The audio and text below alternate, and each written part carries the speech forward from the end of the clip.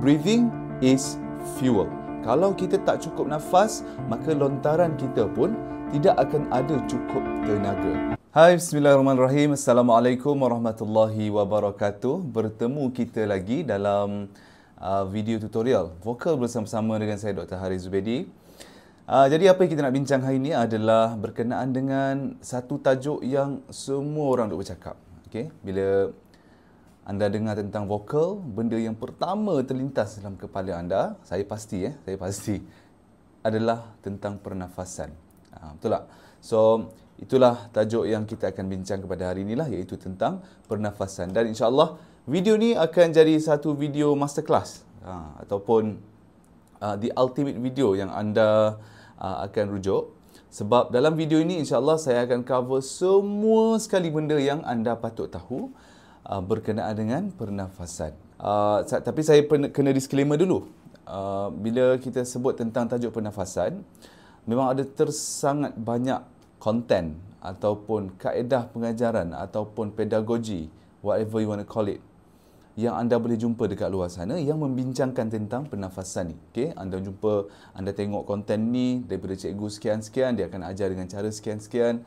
Bila anda jumpa cikgu yang lain, anda pergi ke konten yang lain, anda akan jumpa kaedah pengajaran sekian-sekian. Dan apa yang saya includekan dalam video ini, okay, walaupun saya kata menyeluruh, tapi ini adalah my own take. Okay?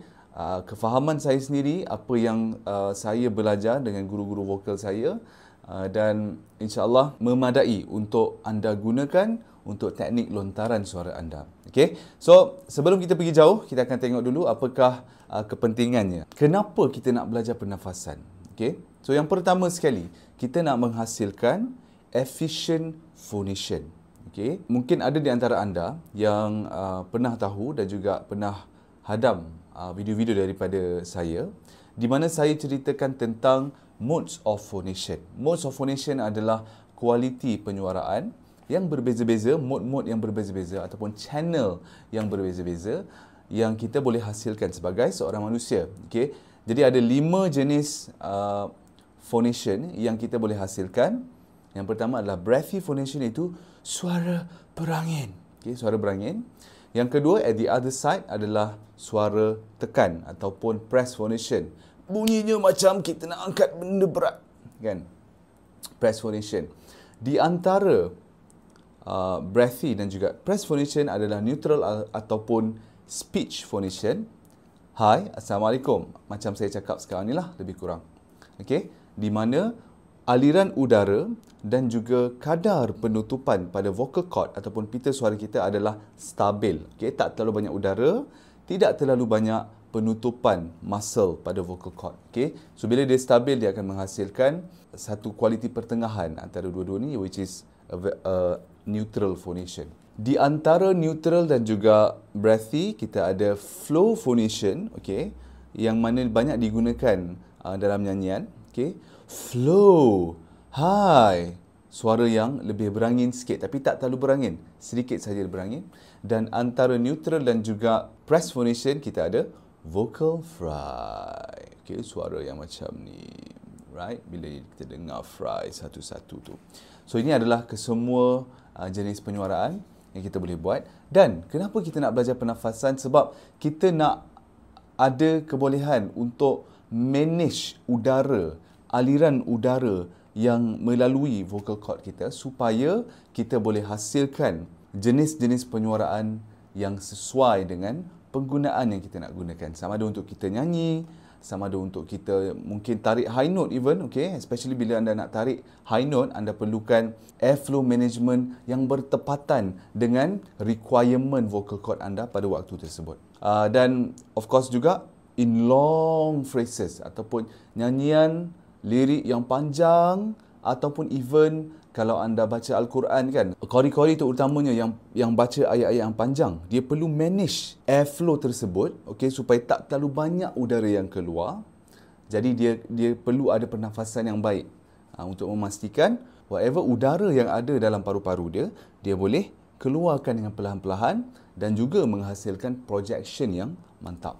Okay, dan juga of course nak bercakap ataupun even nyanyi dengan projection yang kuat. Kadang-kadang nyanyi dekat mikrofon tapi tak dengar kan. Macam mikrofon pun tak dapat anda tangkap kan.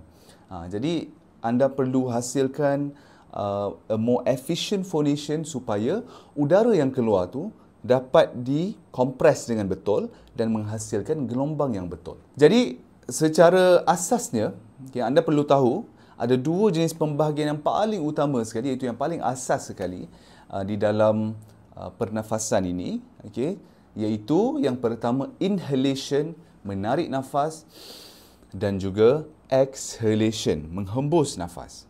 Saya tahu mungkin ada di antara anda akan cakap, tapi kita kan ada menahan nafas. Ya, ada, tapi itu adalah sebahagian dari management of exhalation, especially dalam penyuaraan. Sebab bila anda menghasilkan penyuaraan, anda sebenarnya exhale, anda tak tahan nafas pun. Sebab menahan nafas sebenarnya tidak menghasilkan apa-apa bunyi. Menahan nafas adalah antara latihan yang kita includekan di dalam exhalation ataupun menghembus nafas. Sepanjang video ni, apa yang kita akan buat adalah saya akan perkenalkan kepada anda konsep-konsep penting yang anda mesti faham untuk membincangkan topik-topik yang tertentu di dalam tajuk pernafasan ini, dan juga saya akan perkenalkan apakah latihan-latihan yang sesuai yang anda boleh buat untuk melatih pernafasan anda, melatih otot pernafasan anda, untuk melatih posture pernafasan anda, bahkan even posture badan anda untuk menghasilkan penyuaraan yang lebih baik. Okey? So, let's get started. Kita mulakan dengan inhalation, okey, ataupun menarik nafas. Penting ke tak sebenarnya menarik nafas? Dalam nyanyian ataupun apa-apa jenis penyuaraan, kita bukan menghasilkan penyuaraan tu dalam keadaan menarik nafas, betul tak? Kita menghembus nafas sebab udara tu keluar. Udara tu bukannya masuk ke dalam macam ni. Kalau saya menghasilkan penyuaraan dalam keadaan menarik nafas, maka bunyinya macam itulah. Assalamualaikum. Tarik nafas kan, masuk dalam paru-paru kan. So, dia adalah terbalik. Kita sebenarnya exhale. Akan tetapi, inhalation juga adalah satu topik yang sangat-sangat penting. Sebab apa? Sebab breathing is fuel. Okey, ini adalah konsep pertama yang anda perlu tahu. Breathing is fuel. Pernafasan ataupun udara yang masuk ke dalam paru-paru kita adalah considered sebagai satu petrol ataupun minyak, fuel kepada lontaran suara kita. Kalau kita tak cukup nafas, maka lontaran kita pun tidak akan ada cukup tenaga. That is why it's very important untuk menarik nafas dengan efisien, memastikan udara yang masuk ke dalam paru-paru yang eventually akan menjadi suara apabila udara ini dikompres menjadi gelombang bunyi. So, kita nak ada enough of it. That's why kita kena efisienkan inhalation kita supaya maksimum udara masuk ke dalam paru-paru. Okay? Because suara kita adalah sejenis instrumen, wind instrument. So, we need wind ataupun we need air untuk masuk ke dalam paru-paru kita. Konsep yang kita akan gunakan adalah dipanggil sebagai subglottal pressure. Struktur vokal kita terdiri daripada 3 main subsystem. Okay, so adalah satu sistem pernafasan, tapi subsystem di dalam vocalization ataupun penyuaraan ada 3. Yang pertama sekali adalah breathing, fungsi pernafasan paru-paru kita. Yang kedua adalah phonation system, iaitu kita punya halkum ataupun larynx ataupun dalam bahasa Melayunya kotak suara kita, di mana vocal cord kita ada kat situ dan udara bergetar di vocal cord. Dan yang ketiga adalah resonation system, tempat di mana gelombang udara yang dihasilkan di vocal cord kita ni dia akan bergema dan dia akan didengungkan di ruangan-ruangan tertentu yang akan modify dan juga magnify bunyi yang kita hasilkan. So, ini adalah struktur dia. Okay. So, bila kita zoom in dekat vocal cord, dekat kita punya halkum, okay? Kita bayangkan ada imaginary line, ada satu line yang kita bayangkan di tengah-tengah halkum kita ni secara mendata, horizontal. Kita bayangkan ada line tu. So, bila kita buat satu line dekat halkum kita, kita akan bahagikan halkum kita kepada bahagian atas dan juga bahagian bawah. Bila kita dah bahagikan macam tu, apa yang berada di bawah halkum kita ataupun secara lebih tepatnya di bawah vocal cord kita, ada satu pressure, tekanan yang dipanggil sebagai subglottal pressure. Sub maksudnya bawah, glottal maksudnya bukaan vocal cord. Pressure maksudnya tekanan lah. So, bila kita tarik nafas, Bila ada udara yang banyak dalam paru-paru kita, udara ini akan membentuk satu pressure yang mana dia akan rasa nak keluar balik. Sebab kita punya lungs ni, kita punya paru-paru ni dia ada elastic recoil dia. Dia macam belon. Belon kan kita tiup dia, bila kita lepas angin akan keluar balik, betul? So, kalau kita tahan dekat leher belon tu, dan kita akan wujudkan satu pressure di dalam belon. Okay? So, pressure dalam belon inilah, okay, umpamanya subglottal pressure. Pressure di bawah vocal cord. So, kenapa dengan subglottal pressure ni? Apa yang penting tentang subglottal pressure ni? Subglottal pressure ni penting sebab louder pitches dan higher pitches, okay, bunyi yang sama ada kuat, in terms of volume dia kuat, dan juga lebih tinggi pitch. Tinggi pitch dan kuat, kedua-dua ini memerlukan kepada higher subglottal pressure. So, ini konsep dia. Kalau anda ada low subglottal pressure, anda just tarik nafas cukup-cukup je kan, anda memang akan struggle untuk menghasilkan bunyi yang kuat dan bunyi yang tinggi pitch. So this is why it's very important untuk memastikan udara yang masuk ke dalam paru-paru anda boleh maksimalkan. Dan inilah nanti kita akan discuss juga, manakah cara ambil nafas yang paling efisien untuk memenuhkan ruang udara di paru-paru kita. Okey, so itu adalah kepentingan yang pertama. Yang kedua adalah apa yang dipanggil sebagai prephonatory tuning. Maksud dia apa? Tuning maksudnya tune lah. Tuning maksudnya kita dah preparation kita untuk menghasilkan lontaran suara. Prephonatory maksudnya sebelum kita menghasilkan suara tu kita kena tune dulu vocal tract kita. Okey, vocal tract ni umpama subsistem yang ketiga kita iaitu resonation system. Ingat kita ada 3, pernafasan, phonatory system, vocal cord dan juga resonation system. So, resonation system ni kita ada bentuk-bentuk tertentu yang kita kena maintain dalam penyuaraan. Especially terutama sekali bila melibatkan nyanyian. Anda kena cari satu bentuk yang paling efisien dalam sebutan vowel-vowel anda untuk memastikan lontaran suara yang keluar itu akan dapat membantu gelombang-gelombang yang dihasilkan di vocal cord anda supaya dia boleh magnify dengan baik. Jadi, cara untuk anda buat prephonatory tuning adalah dengan menarik nafas dan anda kena kenal pasti dekat manakah area yang anda rasa sejuk pada vocal tract anda. Okay, saya ada bincang sedikit sebanyaklah tentang tajuk ni dalam video yang lepas lah, iaitu tentang snarl kan, kalau ada antara anda yang tonton lah. But anyway, apa yang kita nak buat adalah kita nak tarik nafas. Okay? Cuba tarik nafas melalui mulut. Dan kita nak tengok dekat manakah sejuk udara tu kita dapat rasakan. Okay? Sama ada anda boleh rasakan dekat tekak. Kan? Especially kalau anda fikir like, oh, aku kena buat bunyi yang open throat. Aku kena open throat lagi biar bunyi suara yang besar. Dan bila anda tarik nafas, anda rasa sejuk dekat kawasan halkum. Ya, seolah-olah macam anda nak sebut ha, sebutan huruf ha pedas kita kata tu kan. So, narrowing yang berlaku adalah di belakang. Jadi, konsep yang seterusnya adalah dalam prephonatory tuning, kalau anda rasa sejuk dekat tempat tertentu, ini bermakna tempat itu adalah narrow. So, bila kita kata buat bunyi yang open throat, kita buat macam tu, sejuknya dekat tekak sebenarnya it's not an open throat, it is a closed throat. Okay? So, apa yang anda nak rasakan untuk prephonatory tuning adalah anda nak rasakan sejuk udara di bahagian depan mulut. Bila anda tarik nafas. Bukan kat belakang. Kat belakang neutral je. Anda tak rasa sejuk, anda tak rasa apa-apa. It's just like air moving in. Tapi sejuk tu anda dapat rasa dekat depan. Okay? So, apa maksud dia? Maksudnya, bahagian depan yang narrow. So, inilah bila kita narrowkan bahagian depan, kita meletakkan vocal tube kita ni ataupun ruangan resonance ni sebagai satu tube yang convergent, iaitu besar di bawah, kecil di hujung.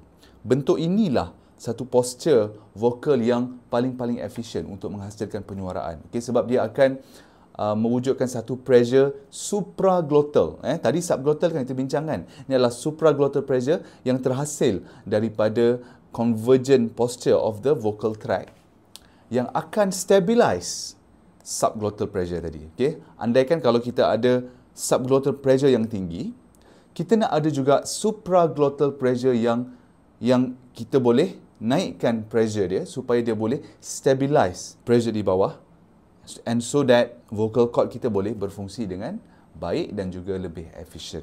Okay, so this is why it's very important untuk ada a good inhalation, untuk anda rasa dulu dekat mana narrowing anda nakkan sebelum anda project suara anda. Okey, sekarang kita bergerak masuk ke jenis-jenis inhalation. Okey, so inilah antara benda yang sangat-sangat common orang bincangkan. So saya pasti anda pun tahu, anda banyak dengar tentang diaphragmatic breathing ataupun pernafasan diafragma, betul? Iaitu bila kita bernafas, kita nak tarik nafas ke dalam perut kita. Make sure perut kita yang kembung, bukan dada kita yang kembung. Okay? So ini adalah satu benda yang kita akan discuss pada hari ini. Dan apakah kaedah-kaedah yang anda boleh gunakan untuk projek dengan lebih baik. Dan apa yang saya nak tekankan juga adalah konsep ini, konsep perut ataupun dada ni, okay, bagi saya it's more of inhalation punya topik. Okay? Sebab dia belum lagi masuk tajuk exhalation. Macam mana kita nak drive keluar udara tu. Tapi ini adalah baru inhalation, iaitu kat mana udara tu nak masuk. Tapi whatever it is, kaedah apa pun yang anda gunakan, anda kena ingat, udara yang masuk, walaupun contoh anda kata like tarik masuk dalam perut kan, sebenarnya apa yang berlaku sebenarnya adalah memang dia masuk ke paru-paru. Tapi perut kembung tu adalah disebabkan oleh kita stretch our diaphragm, okay, diafragma kita, supaya boleh tarik dengan penuh dan dia menolak organ-organ di bawah diafragma, iaitu perut dan juga usus kita. So, organ-organ ni tak ada tempat lain nak pergilah. So, that's why abdominal wall kita perlu dikeluarkan untuk memastikan pergerakan itu stabil. Okay? So, jom kita bincangkan. Yang pertama sekali ada dipanggil sebagai abdominal breathing, pernafasan perut ataupun diaphragmatic breathing. Caranya adalah dengan memastikan perut anda keluar sewaktu anda menarik nafas. Okay? Dalam teknik vokal, dia adalah satu benda yang yes, considered betul, dan sesetengah guru vokal even akan cakap this is the only way you should breathe. Ini adalah satu-satunya cara, tak ada cara lain yang betul. Okay? Bila anda tanya saya, certain tempat anda mungkin nak gunakan abdominal breathing, dan certain tempat yang lain, majority tempat yang lain, anda patut gunakan another type of breathing, iaitu yang kedua, iaitu intercostal breathing. Bila kita cakap tentang otot pernafasan, kita ada dua jenis otot pernafasan yang utama. Yang pertama kita dah discuss tadi, diaphragm. Diaphragm ni satu otot yang unik lah, sebab bentuk dia tu macam kubah. Ataupun anda boleh bayangkan bola basketball. Bola basketball tu anda potong dua, tinggal separuh kan. Itulah bentuk dia. Bentuk dia bentuk macam separuh hemisfer, dan ini adalah kondisi otot di mana dia relax. So otot ni dia boleh relax dan dia boleh contract. Kan? Contoh macam bicep saya ni adalah condition yang relax. Saya boleh contract dia. So bila saya contract, dia akan jadi pendek dan dia akan menarik tangan saya. Alright? So dia boleh relax, dia boleh contract. Untuk diaphragm ataupun diafragma, bila dia relax, bentuk dia macam kubah. Dan bila dia contract, dia akan flatten dekat bawah. Okay, dan kedudukan dia adalah di antara perut dan juga dada kita lah. Okay, so ini adalah otot pernafasan yang pertama, berada di bawah. Okay, otot pernafasan yang kedua, which is juga sangat-sangat penting di dalam sistem pernafasan, iaitu intercostal muscles ataupun dipanggil otot di antara tulang rusuk kita. So, fungsi otot ni adalah untuk mengembangkan, untuk expand rib cage kita ataupun tulang rusuk ni, dia nak expand untuk mewujudkan ruangan udara, vacuum di dalam dada kita, so that udara masuk dengan lebih banyak. Okay? Persoalannya sekarang, antara intercostal, otot intercostal dan juga diaphragm muscles ni, mana satukah yang kita patut gunakan untuk bawa masuk udara yang lebih banyak ke dalam paru-paru kita? Kita dah bincang tadi kan, kita nak ada, especially kita nak project suara yang kuat dan juga suara yang tinggi, kita kena ada more subglottal pressure. So antara dua-dua ni, intercostal dan juga diaphragmatic breathing, manakah yang kita boleh hasilkan more subglottal pressure? Okay, jawapannya adalah anda patut fokuskan inhalation anda pada intercostal muscles. This is where saya dah pernah buat eksperimen pada diri saya juga dan juga to my students dalam one of my vocal bootcamp yang saya buat, Mixed Voice Masterclass. Dalam kelas tersebut, apa yang kita buat adalah kita tiup 2 belon. Okey, satu belon ditanda dengan abdomen, satu lagi adalah intercostal. Okey, kita tanda awal-awal lah. Ini belon ditulis siap-siap. Perut dan juga intercostal. Dan saya minta student-student saya tiup belon ni. Yang pertama adalah dengan menggunakan abdomen. Okey, maksudnya abdomen ni kita kawan sebelah akan pastikan bila kita tiup tak boleh langsung ada kenaikan pada dada. Like memang kena very static. Anda hanya boleh tiup apabila udara tu masuk dalam perut saja. Maksudnya tarik nafas masuk perut and then tiup masuk ke dalam belon. Okey, buat untuk abdomen dan juga satu lagi tiup juga, tapi kali ni anda menarik nafas fokus pada pengembangan pada dada ataupun dipanggil chest expansion. Okay. So, result daripada aktiviti ini adalah udara yang kita boleh dapat daripada chest expansion adalah jauh beza. Jauh lebih banyak udara yang kita boleh hasilkan apabila kita menarik nafas dengan chest expansion instead of just abdomen semata-mata. Okay. Tapi hakikatnya, of course, diaphragm kita memang akan contract juga. Tapi kita tak nak contract itu terlalu banyak sampai kita perut saja yang keluar. Sebab detailnya kita akan bincang kejap lagi lah. Tapi kita nak pastikan fokus kita adalah pada chest expansion. Sebab bila udara masuk dengan lebih banyak, maka lebih banyak subglottal pressure yang kita boleh hasilkan daripada inhalation tersebut. Okay? So take home message yang saya nak anda ingat adalah untuk anda hasilkan suara yang kuat, suara yang tinggi, anda perlukan more subglottal pressure. Anda patut fokus pada chest expansion. Ingat benda tu. Okay? Tapi saya ada sebut tadi, ada certain tempat anda boleh gunakan abdominal breathing. Mana tempat dia?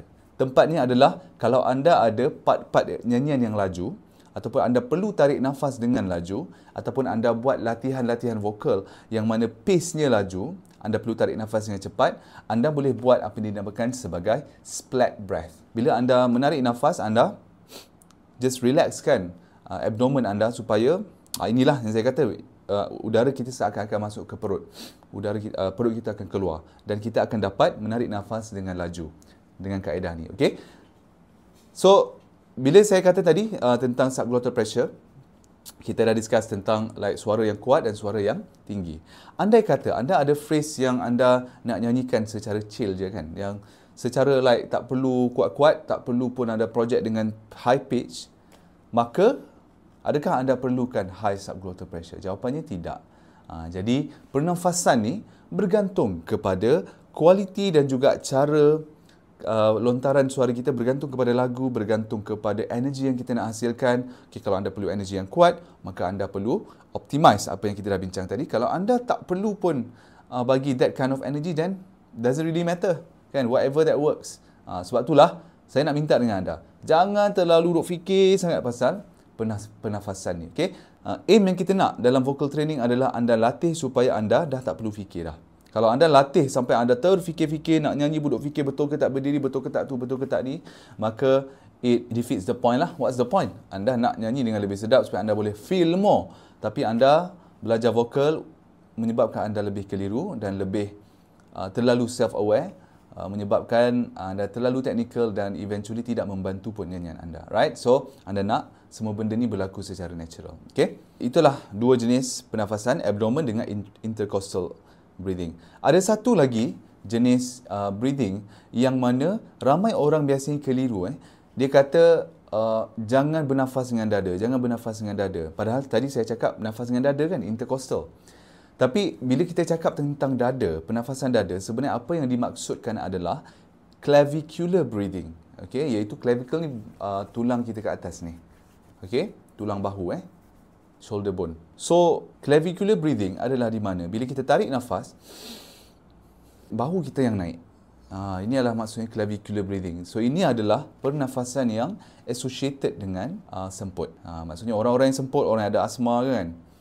Kami kalau jumpa patient-patient yang memang tengah asma kan, macam tu dia naik kat situ kan. So, ini memang adalah sejenis pernafasan dibantu, auxiliary muscle breathing, okey. Pernafasan yang menggunakan auxiliary muscle ataupun muscle bantuan disebabkan oleh kita tak cukup nafas, okey. Kalau kita membiasakan habit kita buat macam tu, maka secara tak langsung reverse engineer dia akan menjadikan kita ni lebih anxious dan juga lebih semput apabila kita menyanyi. So you want to avoid clavicular breathing. What you want to do primarily adalah intercostal breathing, dan kadang-kadang anda boleh guna abdominal breathing. Ada juga certain vocal coach yang suruh perut dan juga lower cage ni. Bagi saya itu adalah samalah, intercostal jugalah, sebab main fokus kita adalah expansion of the rib cage. Okay? So, sekarang ni kita masuk kepada cara dia. Macam ni kita nak melatih inhalation yang baik.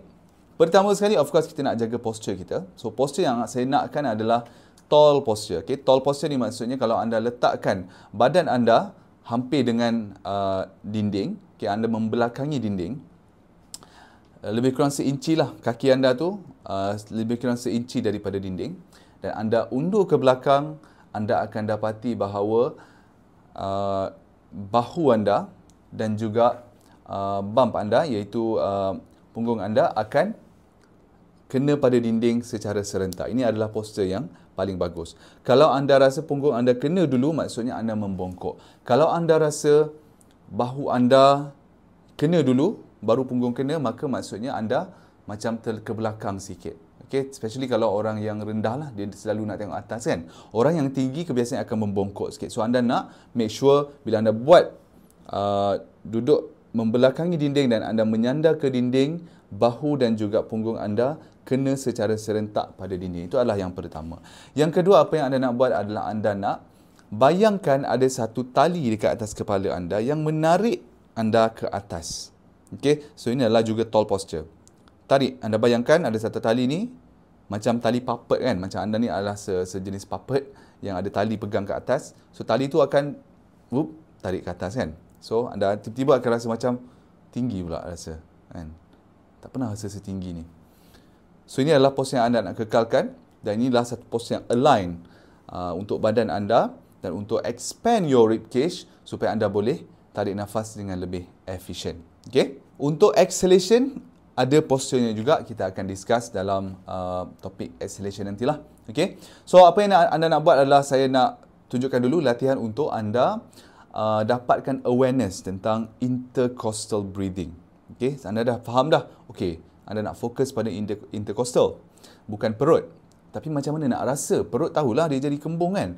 Tahulah dia jadi like perut tu keluar. Tapi kalau intercostal macam mana?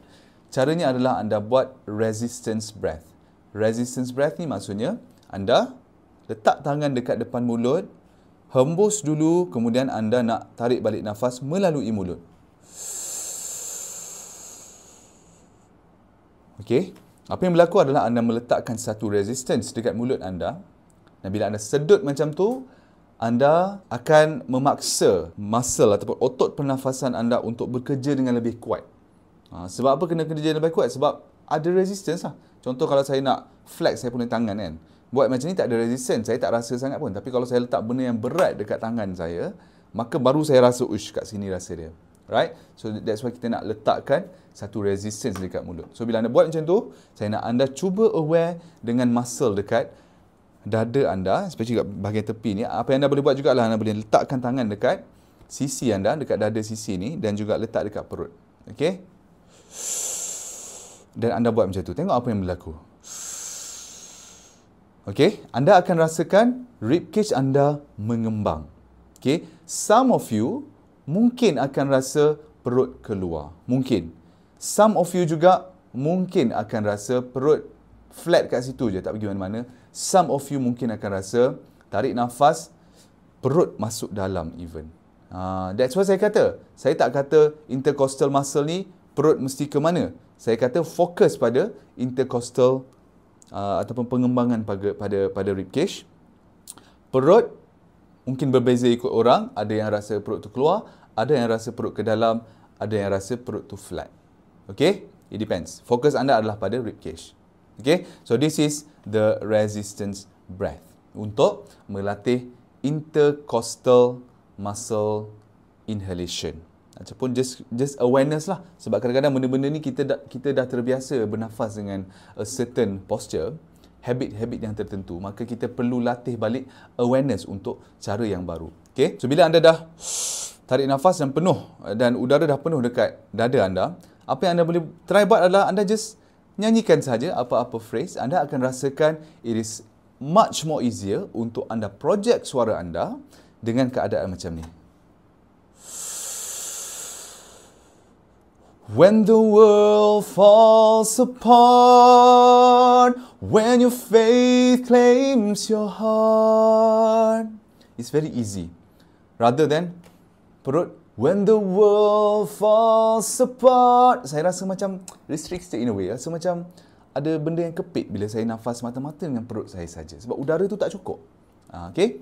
So this is why it's very important untuk ada a good inhalation masa anda menyanyi. Dan yang seterusnya saya nak tunjukkan pada anda macam manakah anda boleh buat abdominal punya breathing, exercise untuk abdominal breathing, ataupun splat breath. Anda boleh buat tarik nafas yang laju macam anda terkejut kan.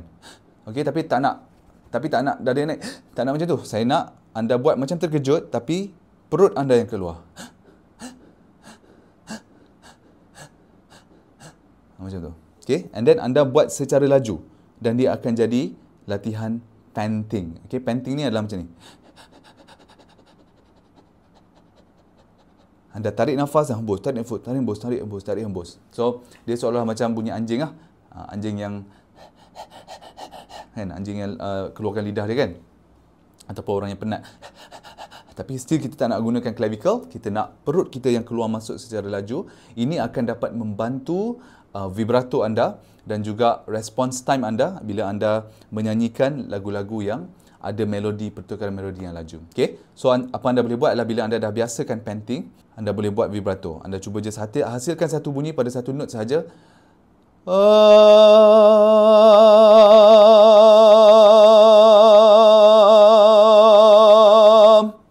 Pastikan ada flutter pada perut anda yang ini akan menghasilkan a good vibrato.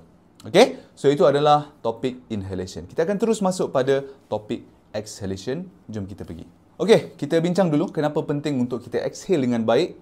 Well, sebab memang penyuaraan memang melibatkan exhalation lah. Tapi, kenapa? Secara lebih spesifiknya, kita memerlukan exhalation yang lebih baik sebab yang pertama, dia akan menghasilkan a better tone dalam penyuaraan anda. Okay? So, tadi kalau anda ingat lagi, saya sebut tentang modes of phonation. Ada 5 modes of phonation. Cuba anda bayangkan, kalau saya setiap masa saya duduk cakap berangin je kan. Hai, Assalamualaikum. Kan, saya cakap macam tu kan. Ataupun kalau even saya menyanyi lah. Menyanyi kadang-kadang memang perlu lebih kepada udara. Tapi kalau terlalu banyak udara pun tak sedap juga. Kan? Happy birthday to you. Happy birthday to you. Dia tak stabil. Dan juga tone dia pun macam tak efisien tone dia. Jadi saya nak efisienkan tone yang saya hasilkan dengan mengawal udara yang keluar tu. Saya tak nak dia terlalu banyak udara yang keluar. So, cara untuk kita kawal aliran udara ni mainly ada 2 tau. Okay? Dalam subsistem vokal. Kalau anda bayangkan belon kalau kita tiup belon dan kita lepas belon tu, kita lepas leher belon tu, so of course udara akan banyak keluar, betul? So udara dalam tu akan keluar habis. Cara untuk kita kawal udara ni daripada keluar macam tu saja adalah of course kita tahu kan kita boleh kepit dekat hujung leher belon ni dan udara akan keluar slow-slow, even dia akan hasilkan bunyi, dia akan keluar bunyi kan. Itu adalah salah satu cara. So, cara ini adalah lebih sinonim dengan fungsi phonation, fungsi penyuaraan. Okay, so ini adalah lebih kepada latihan-latihan vokal yang kita buat untuk menguatkan our vocal muscles lah. Tapi, tajuk kita hari ini adalah pernafasan. So, dalam balloon ini, kita boleh bayangkan pernafasan adalah di mana wall of the balloon itself, ataupun balloon yang bulat tu, bayangkan kita boleh kawal kembang kuncup dia. Dan seolah-olah kita mengawal, kita lepaskan udara, kita kawal sendiri kekuncupan balon ni supaya dia tak terlalu banyak udara yang keluar. So ini adalah fungsi subsistem penyuaraan sebenarnya. Sebab kita ada our respiratory muscles, muscle-muscle otot di sekeliling paru-paru kita, sama ada intercostal ataupun diafragma sendiri, supaya exhalation yang berlaku tidak terlalu drastik, tidak terlalu banyak dan tidak terlalu terbazir. Okey, so ini adalah konsep dia. Jadi bila kita dapat kawal aliran udara ini, tone yang dihasilkan dalam jenis mode of phonation tadi, daripada breathy tone kita boleh bergerak sama ada kepada flow ataupun even neutral phonation. So tone yang dihasilkan adalah lebih baik lah. Okey, so itu adalah berkenaan dengan tone, apa yang berlaku kepada tone suara kita bila kita dapat manage airflow kita dengan baik. Yang kedua, exhalation yang baik adalah sangat-sangat diperlukan, terutama sekali kalau anda nak menyanyikan satu long phrase tau, ataupun lirik lagu yang panjang ataupun laju yang anda tak sempat nak tarik nafas, so anda kena sustain anda punya nyanyian tu in the long phrase, ataupun kalau anda baca Quran ataupun even azan. Okey, baca Quran dan azan ni especially sebab memang kebiasaannya qari dan qariah akan perlu mengawal exhalation tu supaya nafas tu boleh bertahan dengan panjang, sebab bacaan Al-Quran biasanya panjang, ataupun even kalau azan pun bunga-bunga dia kan, kalau tak kawal pernafasan dengan baik, kita tak dapat nak sampai hujung tu. Kita akan tak sempat nak habis satu-satu perkataan dalam azan tu lah.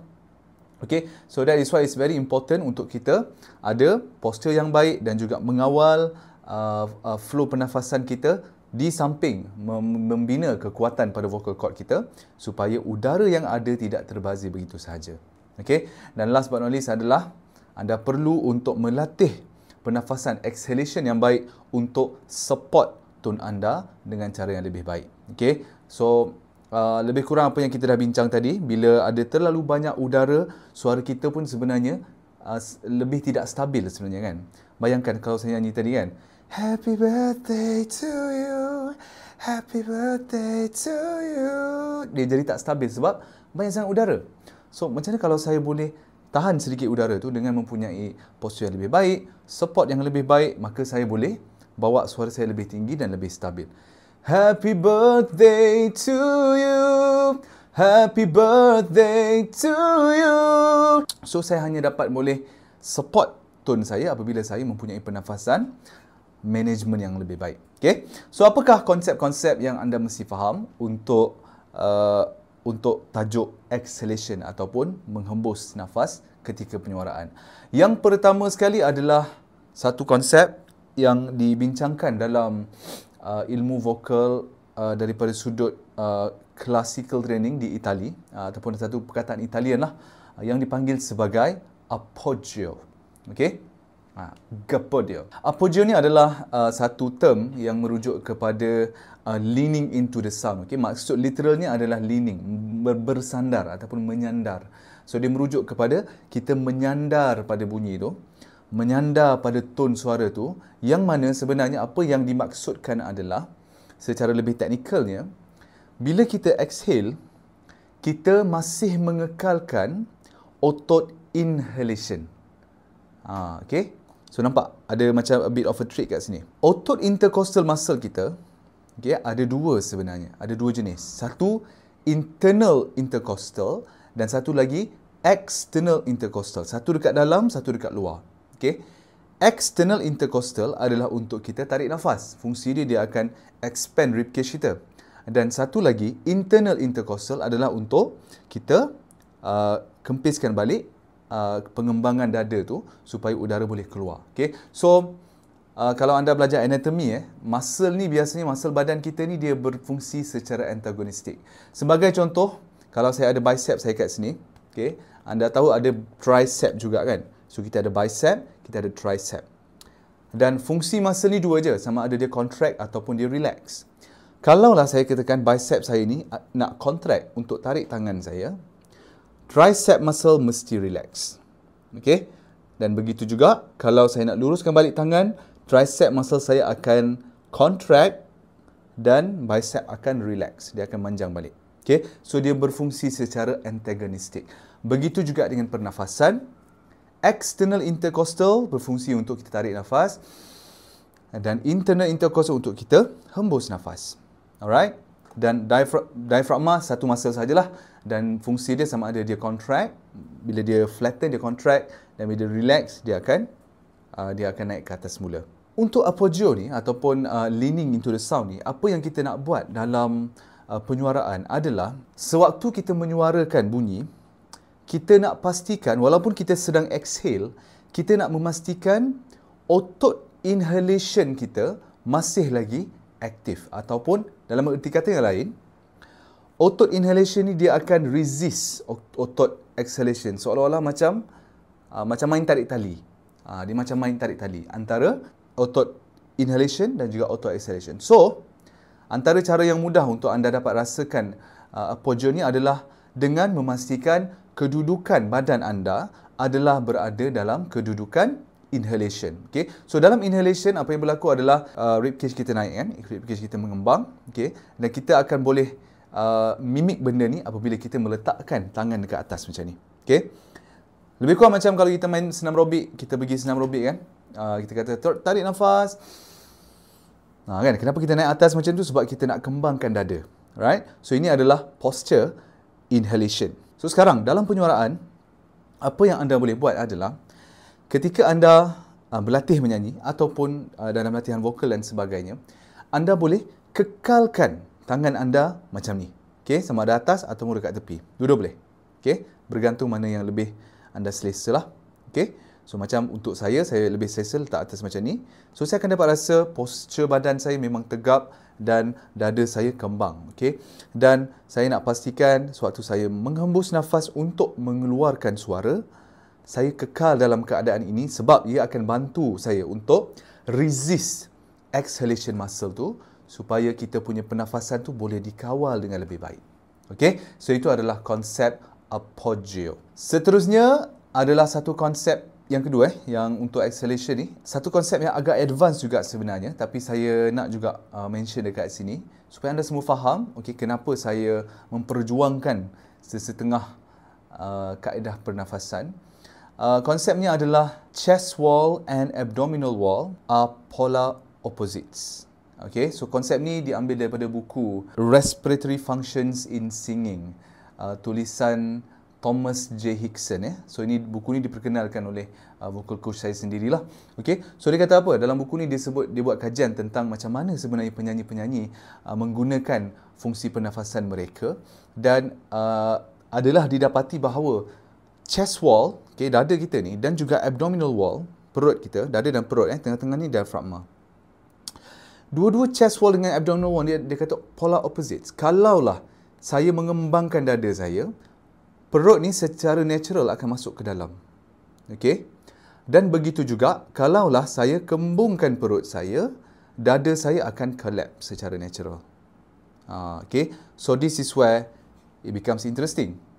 Sebab kita kena tahu manakah bahagian yang kita nak gunakan untuk kita drive udara keluar daripada paru-paru kita untuk kita project dengan lebih baik. Okay? Kita dah discuss tadi bahawa untuk kita inhale dengan baik, kita kena pastikan kita punya rib cage ni ataupun dada kita ni kembang, betul?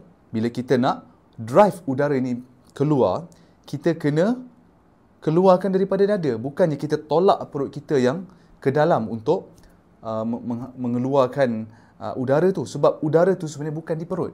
Udara tu berada di dada. Cuma apa yang kita boleh buat, okay, untuk memastikan benda ni berlaku secara cantik lah, adalah bila kita exhale, dan terutama sekali, ini adalah terutama sekali untuk not-not yang tinggi dan juga not-not yang kuat, lontaran suara yang kuat dan tinggi.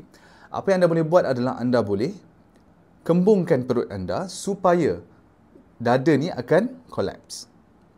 Okay? Secara natural dada ni akan collapse dan akan drive the air, drive udara keluar, dengan syarat kita memastikan posture apogeo tadi kita jaga supaya dia ada some balance dekat situ. Okay? So ini adalah satu benda yang anda boleh cuba. Kalau anda buat huruf S, so daripada huruf S yang perlahan, anda cuba buat pulsation. Pulsation S yang kuat sikit-sikit, buat macam ni. Cuba letakkan tangan anda dekat perut dan cuba rasakan apa yang berlaku dekat perut anda. Kalaulah S tu, bila anda buat S yang kuat tu, perut anda masuk ke dalam, Maksudnya anda masih lagi nak cuba untuk menolak udara tu daripada perut. Sedangkan udara tu dekat mana? Udara dekat paru-paru. Right? So in a way kalau saya buat macam tu kan, dia akan ada something yang rasa macam sangkut dekat sini. So cara yang lebih baik adalah anda memastikan bila anda buat hissing, S yang kuat tu anda tolak perut anda keluar dan ke bawah. Okay, so ini dengan cara ni anda boleh dapat drive udara tu dengan lebih baik dan juga lebih efisien. Okay, so kita akan buat latihan bersama-sama. So latihan yang pertama adalah of course saya nak anda pastikan posture anda tegap macam kita dah bincang tadi. Dan apa yang kita boleh buat juga adalah anda boleh letakkan tangan dekat atas seperti mana yang kita dah bincang untuk mimik keadaan inhalation. So ingat inhalation kita nak duduk macam ni, exhalation pun anda nak kekalkan posisi macam ini supaya inhalation muscles tu boleh resist exhalation muscles dan anda boleh kawal penghasilan suara anda. So latihan yang pertama yang anda boleh buat adalah in, hold and out. Okay, maksudnya anda tarik nafas, anda tahan nafas dan juga anda hembus nafas. Okay, so anda mula dengan 4 saat. Maksudnya 4 saat masuk, inhale, 4 saat tahan nafas dan 4 saat hembus nafas. Okay, so anda nak cuba untuk pastikan anda mengikut dia punya pace tu lah. 4 saat, 4 saat, 4 saat. Okay, habis 4 saat, anda buat 5 pula. 5 saat, 5 saat, 5 saat, 6, 6, 6, 7, 7, 7, 8, 8, 8, 9, 9, 9, 10, 10, 10. Okay, so kalau anda boleh buat sampai 10, maksudnya memang anda boleh kawal betul-betul lah pernafasan anda tu sebab memang mencabar sebenarnya untuk buat sampai 10 saat. Okay, tapi untuk hold, untuk anda menahan nafas kan, saya tak nak anda tahan macam tu. Dia bukan macam tahan kita menyelam dalam air kan. Bila kita telan air kan macam tu kan. Cara untuk tahan nafas adalah anda pastikan vocal cord anda terbuka sewaktu anda menahan nafas. Dia in a way, dia sebenarnya macam anda berhenti tarik nafas. Anda tak tahan nafas, anda berhenti tarik nafas. Macam ni kalau contoh yang pertama, menahan nafas maksudnya macam ni. Maksudnya anda tutup vocal cord, tarik nafas, tutup. Okay? Apa yang saya nak anda buat adalah tarik nafas dan pastikan vocal cord anda still terbuka. Udara tu seolah-olah macam vacuum kat dalam, ya, dia tak bergerak ke mana-mana dan dia tak juga menutup vocal cord anda. Okey. Selama few seconds and then baru hembus balik. Okey, dan apa yang anda boleh buat juga, anda boleh buat hissing, okey. Letakkan sedikit resistance selama tempoh yang kita bincang tadi itulah. Okey. So itu adalah latihan pertama yang anda boleh buat. Yang kedua adalah latihan hissing, okey, secara pulsation. So latihan ni lebih kepada untuk melatih awareness anda, okey, sebab mungkin anda dah biasa dengan habit-habit dulu di mana anda kalau anda nak drive udara keluar, anda nak project suara dan sebagainya, anda keraskan perut ataupun anda masukkan perut ke dalam. So saya nak anda buat yang terbalik. Saya nak anda bila anda buat hissing, anda letak tangan satu dekat dada, satu dekat perut, and then bila anda buat hiss, saya nak anda pastikan, okey, perut anda keluar. Okey. In a way dada sama ada statik ataupun dia akan masuk dalam sikit je. Very very subtle lah, very very subtle. Tapi saya nak anda fokus pada perut yang keluar. Inilah yang dinamakan sebagai support. Okey, dan last but not least, bila anda dah biasa macam tu, anda cuba pula buat hissing tu dengan menghasilkan penyuaraan. Okey. So S tambah dengan vocal cord punya vocalization, dia akan jadi huruf Z.